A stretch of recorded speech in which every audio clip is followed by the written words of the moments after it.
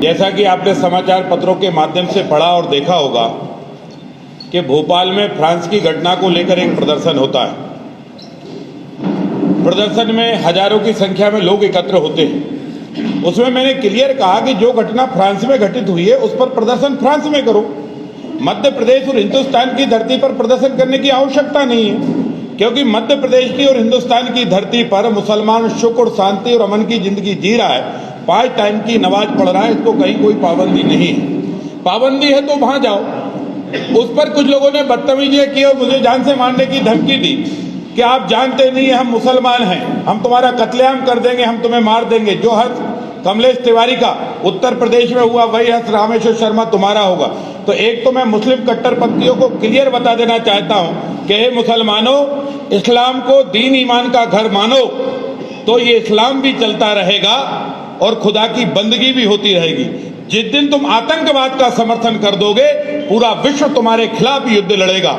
आतंकवाद को समर्थन नहीं है देश में, आतंकवाद का समर्थन नहीं कर सकता हिंदुस्तान, और इसलिए आतंकवाद का जो समर्थन करेगा हम उसका खुला विरोध करेंगे। मौत से डरने वाला रामेश्वर शर्मा नहीं है। राम ने पैदा किया है, राम ही पालेगा, मारने का काम भी राम ही करेगा, दूसरा कोई रामेश्वर शर्मा को मार नहीं सकता। तीसरी बात मेरे मुनव्वर राणा साहब से कहना है, मुनव्वर राणा साहब, जब आप इतने बड़े साहित्यकार हैं, आप चौराहे पर जब शायरी करते हैं, पूरा हिंदुस्तान आपकी शायरी को सुनता है। आप कहते हैं कि नबी का अपमान होगा तो हम सर कलम कर देंगे। मैं पूछना चाहता हूं, आपने ये भी कहा कि राम का अपमान होगा तो हम सर कलम कर देंगे।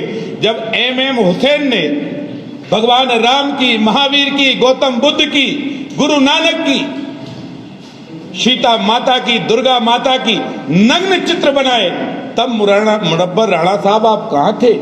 तब एम हुसैन का सर कलम की घोषणा क्यों नहीं की गई? उनको क्यों नहीं कहा, उनका सर कलम क्यों नहीं किया गया? तब आप कहां थे जब अफगानिस्तान की धरती पर भगवान गौतम बुद्ध, जिसको संपूर्ण हिंदुस्तान तथा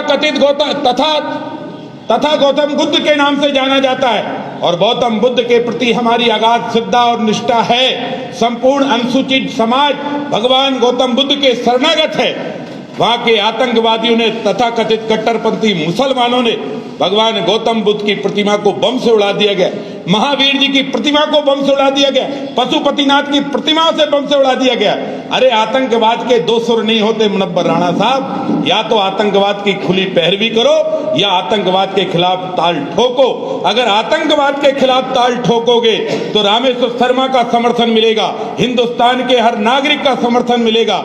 आतंकवाद के समर्थन में आओगे तो मुनव्वर राणा साहब, आपकी शायरी पर कहीं ना कहीं प्रश्न चिन्ह लगेगा। और इसलिए मैं कहना चाहता हूं कि फ्रांस के संदर्भ में जिनने भी प्रदर्शन करना है वो फ्रांस में करें। मध्य प्रदेश में करेंगे तो कानून के सीखों के अंदर जाएंगे, जेल भुगतनी पड़ेगी, कानूनी कार्रवाई होगी। मुझे सैकड़ों लोगों ने जान से मारने की धमकी दी है, मैं डरने वाला नहीं हूं। मैं हिंदुस्तान की बात करता रहूंगा, मैं ये कहता रहूंगा, आतंकवाद के खिलाफ जंग जारी रहेगी। आतंकवाद के खिलाफ आज दुनिया के तमाम देश लड़ाई लड़ रहे हैं। भारत के प्रधानमंत्री जी ने भी आतंकवाद के खिलाफ जंग में अपने सहयोग करने के लिए फ्रांस को कहा है।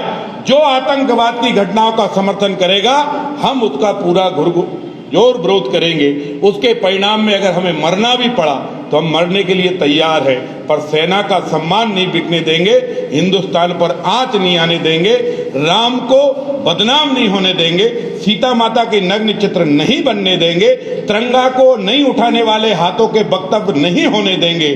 तिरंगे का सम्मान करना पड़ेगा, भारत माता का सम्मान करना पड़ेगा, राम कृष्ण गंगा और गीता माता को पूजना पड़ेगा। इसलिए फ्रांस के संदर्भ में प्रदर्शन करने वालों, फिर मेरी प्रार्थना है, प्रदर्शन भोपाल में नहीं, दिल्ली में नहीं, अलीगढ़ में नहीं, फ्रांस में जाके करो तो ज्यादा बेहतर होगा।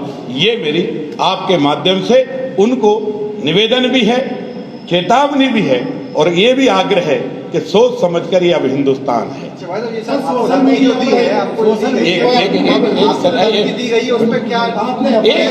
अरे सर एक तो बैठो तो एक करके देखिए, सोशल मीडिया पर जो धमकी है, सोशल मीडिया एक ऐसा प्लेटफॉर्म है, मुझे समझता है कि प्रशासन भी उसको देखता होगा। और भी लोग देखते होंगे। जब आवश्यकता होगी तो उसके संदर्भ में उसकी जानकारी भेजी जाएगी, लेकिन मैं ये मानता हूं कि शासन प्रशासन इसको देखकर वो आवश्यक कार्रवाई करेगा। पर मेरा आपके माध्यम से यही प्रार्थना है कि प्लीज प्लीज आतंकवाद का समर्थन मत करिए। हिंदुस्तान में खूब कुराने पढ़ो, खोज रोज आप तारी करो, पर गीता ज्ञान सुनाने दो, चंदा से बैर नहीं हमको, पर सूरज को अर्घ्य चढ़ाने दो। इसलिए माफ करना, मादरे वतन के खिलाफ आवाज हिंदुस्तान में ना लगाओ। फ्रांस के खिलाफ बोलना है तो फ्रांस में जाओ। अब बोलो सर, आपने एफआईआर दर्ज करी क्या है सोशल मीडिया सर?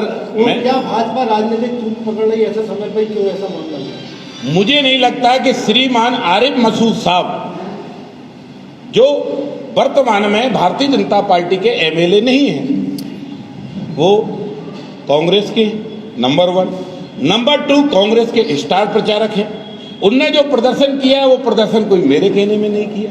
उनने जो प्रदर्शन किया तो उन्हें सोचना चाहिए था कि भाजपा तूल पकड़ेगी, कि कांग्रेस तूल पकड़ेगी, कि हिंदू तूल पकड़ेगा, कि मुसलमान तूल पकड़ेगा, कौन तूल पड़ेगा, ये तो प्रदर्शन करने वाले को सोचना चाहिए था। हाँ, इतना तय है, तुमने फ्रांस की लेकर भोपाल की घटना में प्रदर्शन किया है, एफआईआर भी होगी, कार्रवाई भी होगी, और अगर अधिकारियों का किसी का संरक्षण है उन पर भी कार्रवाई।